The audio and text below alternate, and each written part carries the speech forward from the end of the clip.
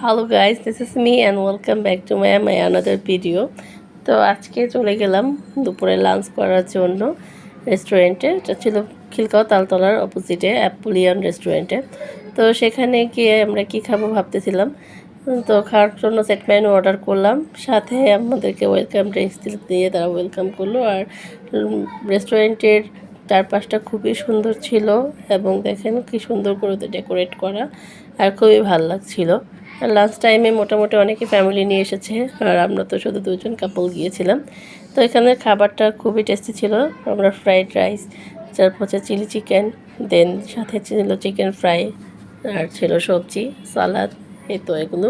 তো খাবারটা খুবই টেস্টি ছিল, মানে খুব মজাদার ছিল। বিশেষ করে চিকেন ফ্রাইটা খুবই জুসি ছিল, আর চিকেন আর চিলি চিকেনটা খুবই সসি অ্যান্ড মানে মুখে দেওয়ার সাথে একটা বাস্ট করছিল, খুবই মজা লাগছে। তো আমাদের কাছে খাবারটা খেয়ে খুব মানে ভালোই লেগেছে।